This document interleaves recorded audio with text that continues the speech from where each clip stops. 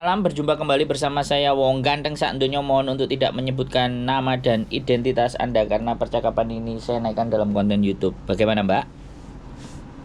Oh ya, selamat malam Mas Andro. Saya mau minta solusi, Mas. Nggak apa-apa, kalau solusi bisa, kalau uang nggak bisa, Mbak ya. Enggak ada sangkut pautnya sama itu sih, Mas. Sama Ini uang, alhamdulillah. Gimana? ceritanya kayak gini ya, Mas. Saya kan single parent. Eh, Dulu korban pemerkosaan itu waktu masih SMA. Jadi punya anak itu tanpa relationship pernikahan. Lanjut. Anaknya itu sekarang udah gede, udah SM kelas 2. Jadi selama kurun waktu itu pun saya nggak pernah menjalin hubungan sama cowok gitu, Mas. Ya pernah sih menjalin sama cowok itu sekitar anak saya udah SMP kelas 3 itu pernah tahun 2021 itu pernah dijodohkan sama orang. Nah itu kita hampir married, tapi finally dia cuma bawa kabur uangku aja. Habis gitu kenal lagi sama cowok lagi di aplikasi, karena saya kan dulu di Hong Kong kerja jadi PRT itu udah ada sekitar 10 tahun ya, Mas. 10 tahun. Habis itu pulang Indonesia tahun 2017 bikin usaha. Nah setelah bikin usaha di bidang kuliner sama fashion baju, itu lumayan jalan. Habis itu COVID datang itu kolaps, usaha semua hancur. Nah habis itu saya kenal itu aplikasi live streaming. Nah saya di situ jadi host yang bertarget kayak gitu. Jadi ada income lah setiap sebulan sekali, ada yang mingguan kayak gitu. Saya nge-host itu. Di situ saya kenal cowok itu, dia juga endingnya sama aja sih. Kita udah meet up, udah ketemu gitu. Ternyata aku dijadiin yang nomor 3. Dia ada bini, ada simpenan. Nah aku simpenan nomor 3. Jadi endingnya itu kayak gitu mulu. Terus habis gitu kenal lagi, dia bawa kabur uangku sekitar 50-an juta lah, Mas, yang cowok kedua ini. Habis itu kenal lagi sama cowok lagi di aplikasi lagi. Nah ini aku udah jalan 2 tahun sama ini yang cowok, Mas, hampir 2 tahun. Nah tapi dia itu duit kayak gitu loh, Mas. Dan aku sekarang udah balik ke Hong Kong, ke majikanku yang dulu aku ikut dia 10 tahun tuh satu majikan. Aku udah balik Indonesia 7 tahun, balik lagi ke majikan yang ini. Dia terlalu baik orangnya. Waktu aku di Indo pun dia masih keep in touch kayak gitu. Kerjanya sih santai, masalah kerjaan nggak ada ya, Mas. Nggak ada masalah. Lopan bagus, mereka treat aku like family sendiri, bukan kayak orang lain gitu. Yang jadi problem tuh aku sama cowokku ini kira-kira menurut Mas Andro lanjut apa enggak gitu loh. Karena dia kan kerjanya tadinya di luar negeri ya, Mas, terus dia pulang cuti. Jadi selama pulang cuti itu aku terus yang ngeluarin duit buat dia, dan dia mau balik lagi ke negara dia kerja itu, aku disuruh kirim lagi kayak gitu loh. Aku mikirnya kenapa sih setiap kali kenal cowok aku pengen serius selalu aku yang dimanfaatkan duit kayak gitu loh, Mas. Terus? Jadi kayak sebenarnya kalau dibilang sayang, aku sayang sama yang ini. Cuma kayak kok endingnya duit mulu gitu loh, Mas. Kayak udah kayak capek gitu loh. Kayak udah kayak aku tuh pengennya kalau merit itu, apalagi anakku udah SM kelas 2 ya, Mas, udah tahun lagi kelar gitu kan. Dan dia pun sekolah yang ada arahan dia bakal ke Jepang jadi magang ya. Kalau lulus itu sekolah dia recommended ke Jepang kayak gitu. Jadi kan buat masalah anak itu aku nggak biaya, aku selalu bisa sendiri gitu kan. Selama ini juga sendiri kan, nggak parent sendiri kayak gitu kan. Nah yang jadi masalah itu aku sama cowokku tuh beda umurnya itu juga jauh. Aku lebih tua daripada dia belum pernah married. Aku pun juga status belum pernah married, tapi aku keadaan punya anak karena korban pemerkosaan itu gitu loh. Beda 8 tahun tua aku gitu loh, Mas. Tapi kok aku tuh ngerasa kayak kalau aku sama dia nanti married tuh kayaknya rumah aku udah ada, kebun aku juga udah ada. Dia sama aku jauh sih, dia orang Sumatera, aku orang Jawa gitu kan. Tapi nanti endingnya dia bakal ikut aku gitu loh.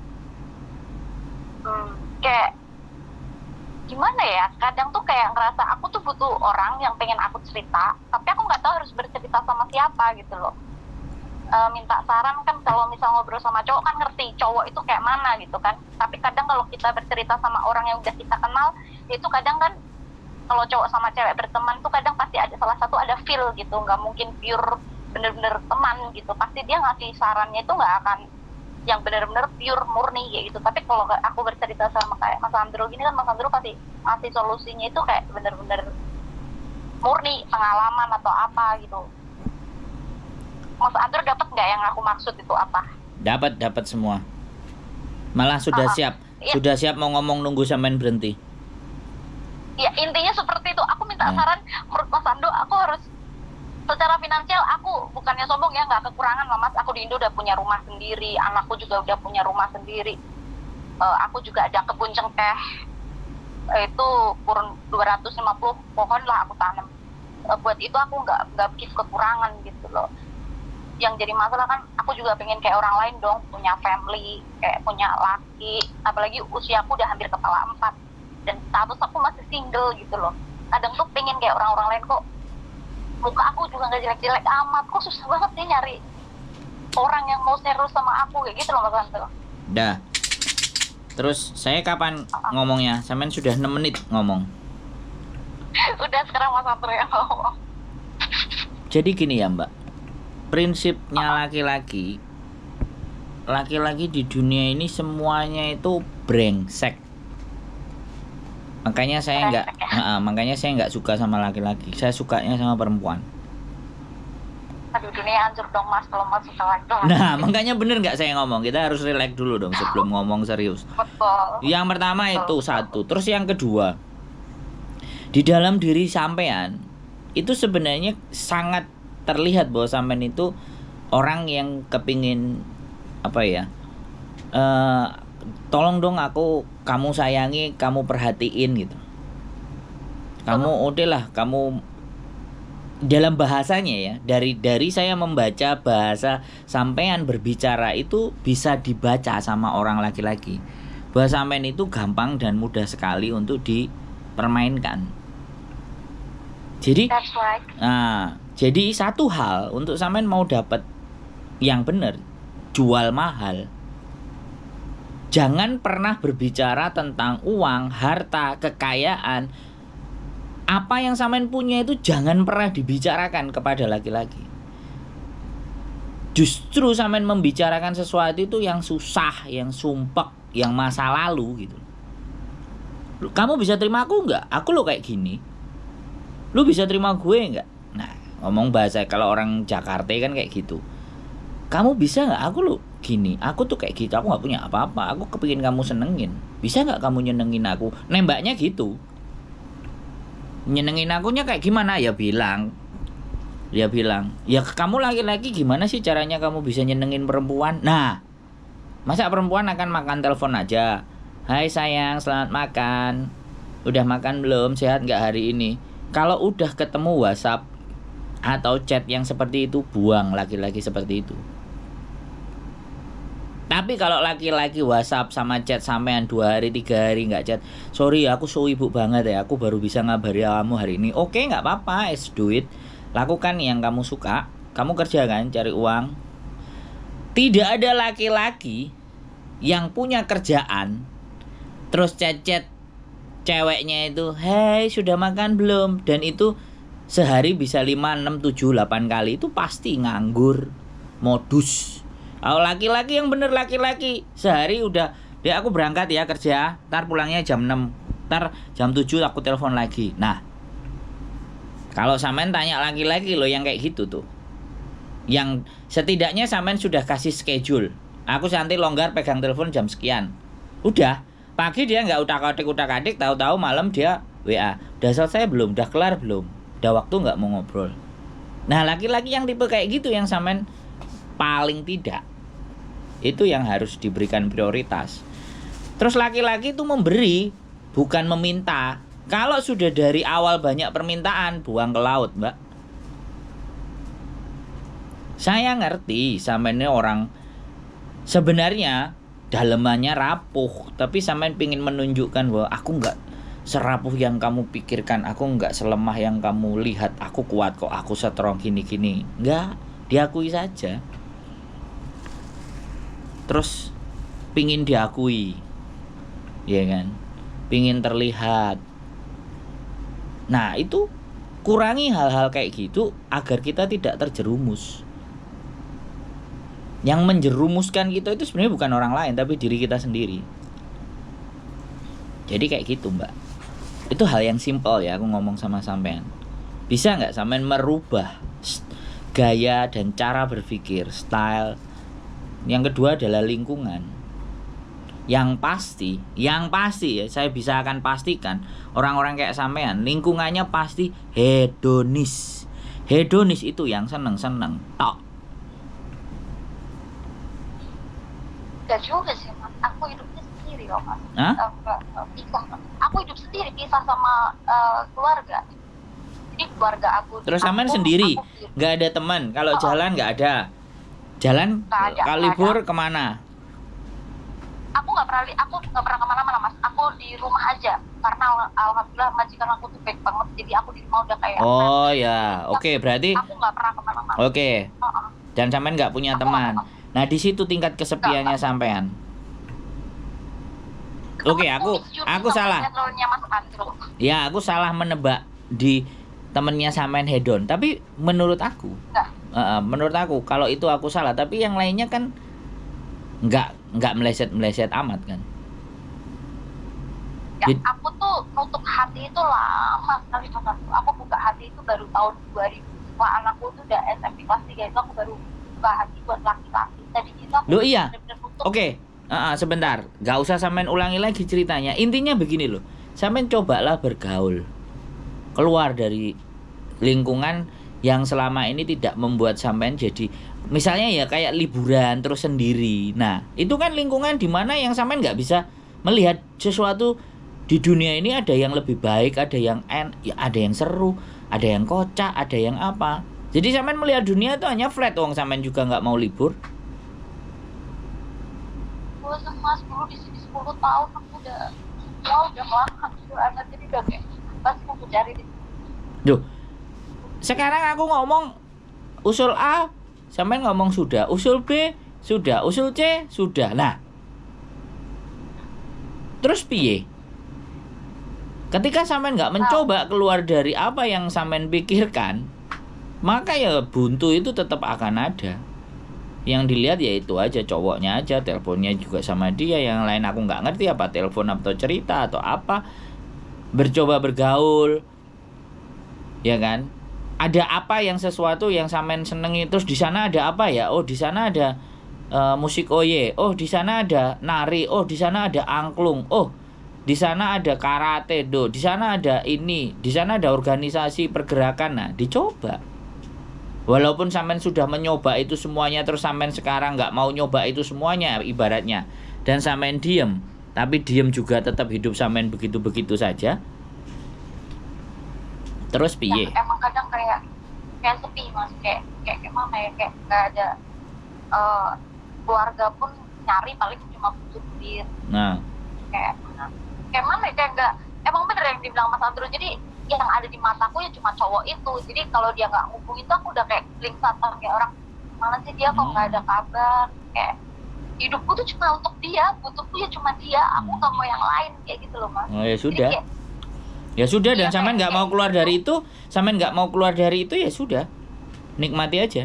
Enggak Mas Andro, emang di sini karena saya udah balik Indo kan 7 tahun, jadi mau waktu balik ke lagi tuh pergaulannya kan circle-nya juga udah beda. Jadi mau cari temen pun tuh takut gitu loh Mas. Nah ya sudah. Apalagi denger kalau sampean hidupnya adalah ketakutan, maka sampean nggak akan kemana-mana. Ya stuck di situ. Jadi orang yang hidupnya nggak kemana-mana, yang pertama adalah orang yang takut, yang kedua orang yang benar-benar menutup dirinya untuk lingkungannya. Itu dia nggak akan kemana-mana. Dan itu sekarang saya anggap sampean lah begitu. Iya emang gitu. Ya sudah, ya sampean bagaimana caranya tidak menutup diri terhadap sesuatu yang baru. Sekarang banyak ada konten kreator, ada ChatGPT, ada Reel, ada TikTok. Ada hal-hal yang menarik di luar sana yang sampean nggak banyak tahu. Ada hiking, ada jalan-jalan, ada kuliner. Sekarang sampean tak kasih tahu aja, sampean bikin konten kreator, bikin konten dan yang sampean jadikan bahan konten toilet aja. Kita hanya berbicara toilet aja. Di Hong Kong itu banyak toilet. Kita berbicara toko Indonesia saja. Jadi kacamata sampean itu yang ada cuman warnanya pink. Dan itu sampean pakai. Jadi semua dunia nampaknya hanya pink. Tapi kalau kacamata sampean buka, sampean bisa ngelihat dunia ada merah, ada putih, ada kuning, ada buram, ada abu-abu, ada ndak jelas. Nah sekarang sampean tertutup dengan itu. Boleh sampean begitu, boleh sampean introvert, tapi sampean harus menghasilkan karya. Biasanya orang-orang yang introvert itu kalau berkarya, misalnya nih, sampean nggak mau bergaul sama orang, ya sudah, beli alatnya rajut. Misalnya, sampean belajar ngerajut, melihat konten rajutan, boleh, itu bagus. Bahkan ngerajutnya sampean konten ini boleh.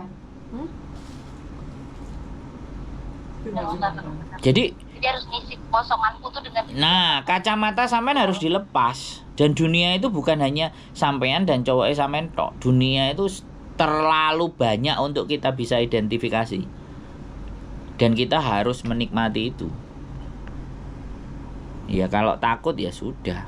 Intinya orang-orang yang takut, orang-orang yang nggak punya kekuatan mental, lemah secara mental. Dan kalau sampean takut dan takut itu menguasai pikiran kita, maka stuck lah hidup kita. Ya sudah, sampai kapan pun ya begitu aja. Makanya kan berulang-ulang, dapat cowok gitu lagi, dapat cowok gitu lagi, dapat cowok gitu lagi. Nah, itu kan sesuatu yang sudah berpola. Karena sampean juga nggak merubah mindset sampean. Coba mindsetnya dirubah. Mas, terus ini dia minta aku disuruh ngirimin duit dia minim 10 juta buat dia berangkat lagi tuh Mas Ando aku kasih apa enggak? Enggak. Kalau perlu blokir, matikan. Dah, hapus. Jadi udah cukup ya Mas ya. Ya. Aku juga di situ sih mikir Dah, hapus. Kalau sampean punya merasa percaya diri ya sudah, orang Hongkong kan banyak kenalan. Pakai aplikasi-aplikasi online dengan orang Hongkong kan banyak, orang Amerika. Lebih jelas, lebih nyata. Nah, nyata yang ada manusianya, yang bisa ketemu, yang bisa dipegang, bisa dilihat, tahu rumahnya, ngerti kelakuannya daripada online. Mantan aku yang dulu aku di Hongkong itu ada Mas, sampai sekarang masih nunggu aku. Dia di Junwan, cowok Hongkong asli. Itu sampai sekarang masih di Vietnam. Umurnya dia berapa? Umurnya berapa? Dia 43. Sama aku beda 3 tahun, 4 tahun. Sudah nikah apa belum? Belum, dia nungguin aku sampai sekarang masih kirim. Aku pulang ke Indo 7 tahun tuh dia masih suka kirim duit. Nah, udah loh, sudah ada yang jelas kok. Udah nikah, saya jadi saksinya, udah tak ajakin dia mau nggak, selesai. Biar dunia sampean lebih berwarna. Nggak, cuma aku nggak mau jadi orang Hongkong. Dari dulu dia ngajak nikah berkali-kali, cuma aku nggak mau. Nah, ya berarti yang masalah sampean kan? Iya. Dan sampean nggak mau keluar, dari masalah itu. Enggak Mas, emang kalau jadi orang Hongkong itu nanti bisa balik ke Indo nggak Mas? Misal nikah di sini? Ya bisa banget lah. Tapi cuma holiday gitu ya? Enggak. Sampean nggak balik ke Hongkong aja boleh. Misal laki saya bawa ke sana pun bisa ya Mas? Ya bisa. Oh. Saya pikir kalau udah nikah sama orang Hongkong nggak bisa lagi di Indo. Jadi berarti kan berapa kali? Berarti kan sampean nggak punya pengetahuan dan saya sampean nggak nyari tahu. Jawaban sampean cuma satu, saya nggak mau jadi orang Hongkong. Padahal Dulu kayak gitu. Siapapun untuk dapatkan Hongkong, KTP Hongkong kadang-kadang ada yang dikejar, dibelilah, dikeluarkan uang, dibelain pacaran bertahun-tahun. Sampean ada kesempatan malah kayak gitu. Nah itu salah satu juga perasaan egois, nggak mau tahu dan nggak mencari tahu. Dan dampaknya apa? Sampean pendek cara berpikirnya. Orang-orang yang punya cara berpikir pendek itu gampang sekali frustasi. Setiap kata-kata saya nanti kalau tak konten sampean tonton lagi. Dan sampean renungkan lagi, kalau sampean percaya ya dengan omongan saya. Enggak Iya, susah. masuk akal sih, Mas. Orang kayak sampean ini Benar. enggak susah. Ngomong ya ceplas-ceplos. Duit Iya, juga udah. ada. Apa- Yang mencintai juga ada. Bahkan katanya sampean menunggu sampean. Ya berarti diri sampean saja aja yang susah keluar dari bayang-bayang masa lalu. Belum selesai. Sampean itu kalau manusia dianggap belum selesai dengan diri Anda sendiri. Hidup kalau belum selesai dengan diri kita sendiri, yang terjadi ketidakpuasan, keputusasaan. Dan kok gini-gini aja. Nah, itu Mas, aku gampang putus asa, Mas. Jadi kayak Nah. kadang ada capek kayak gini sih, Iya, karena kok selalu kayak sampean tidak ada di lingkungan yang mensupport. Bahkan sampean sendiri akan disupport aja bingung siapa yang harus nyupport saya. Lah. Maju mundur kena. Kiri kanan samping takut. Terus piye, Jal? Nggak bisa. ya aku udah dapat sih yang Mas Andro maksud. Jadi kayak aku harus keluar dari lingkaran ini. Kalau aku di sini mulu stuck di sini, aku nggak akan ada, aku ya akan kayak Iya, saya jamin dan saya pastikan di 2-3 tahun ke depan pun sampean nggak ada perubahan. Perubahan itu memang tidak enak. Perubahan itu memang membutuhkan energi, daya upaya. Tapi hidup terus berubah. Orang hidup itu ada pagi, ada malam, ada pagi, ada malam, ada pagi, ada malam. Berarti kan berubah dari terang ke gelap, gelap ke terang. Dari matahari yang pagi itu muncul dari timur, sore meredup dari barat, itu berubah. Nah, kita nggak mau berubah, ya sudah. Jadi sunatullah dan kodratullahnya itu sampai nggak yakin. Materi-materi tentang itu enggak, sampai nyoba ikut pengajian, dengerin pengajian, ini nggak salah juga, boleh. Kalau enggak, ya, Katolik, Mas. oke, ya udah sampean ke gereja, misa, atau Sekolah minggu. sekolah minggu lagi kalau ada. Kan itu biasanya anak-anak, tapi ya nggak apa-apa. Saya aja dulu, ibu saya Katolik, saya juga disuruh sekolah minggu. Kalau enggak malam novena Bunda Maria. Nah, saya agak sedikit-sedikit sih, soalnya ibu saya dulu Katolik, sampai meninggal pun sampai Katolik. Jadi circle sampean lah intinya. Ya, Mas. Kalau manusia tidak bisa dengan dirinya sendiri ya circle-nya. Kalau circle-nya nggak bisa lagi ya sudah, wong kita hidup itu ya berkumpul dengan manusia. Sampean malah memilih yang online. Ya sudah. Siap-siap ya poroti sampai habis. Kalau saran saya, mulailah ngelihat situasi, libur keluar, dicari sana sini. Dah tutup dulu. Kalau laki-laki itu mencintai sampean, tiba-tiba dia datang ke Hong Kong, kan pastinya dia tahu posisi di sampean di mana, ada di mana. Dia datang ke Hong Kong, kemudian dia posting-posting. Siapa tahu nanti sampean stalking. Delok lu, anak ini sudah di Hong Kong, dia nyari sampean. Maafkan aku lah, itu bisa dipertahankan. Tapi nek duitnya ngalih terus wis bye-bye ya sudah lah. Saya laki-laki, Mbak.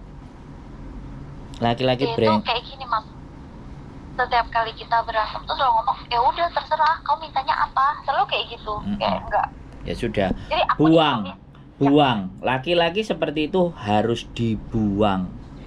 Tidak ada faedahnya. itu berarti aku cara mutusinnya kayak mana, Mas? Atau Udah blokir. tinggal langsung blok gitu aja? Dah. Langsung blokir jadi Oke, selesai kita. Nikmati apa yang sudah kamu dapetin. Bye-bye, blokir. Dah, hapus semua memorinya, dread. Balik lagi, nikmati hari-hari sampean. Yang nunggu sampean coba jalani, selami lagi. Jangan-jangan juga dulu sampean nggak mau, sekarang balik malah dipermainkan sama dia lagi, kan kita juga nggak ngerti. Atau sambil menikmati itu sambil sampean ketemu teman-teman, event apa, acara apa yang saya sampean anggap sampean mulai dan pingin nyoba gitu. Oh ini aku coba, bisa baking lah, banyak sekali di dunia ini. Tinggal sampean aja yang menutup itu semuanya. Jadi ibaratnya nikmat mana yang bisa kau dustakan lah. Sampean nggak melihat nikmatnya ada di mana. Saya dustakan semuanya itu nggak ada. Makanya saya memilih untuk sendiri. Nah, itu susah itu Mbak. Kalau Ya, saya mungkin ya karena di sini majikan juga terlalu baik sih Mas, karena udah kenal lama kan, jadi mereka tuh udah di jadi dunia juga ini Mbak, teman. di dunia ini tidak ada manusia baik Mbak. Tidak ada manusia baik. Setiap hal yang baik selalu ada keburukan, dan di setiap hal yang buruk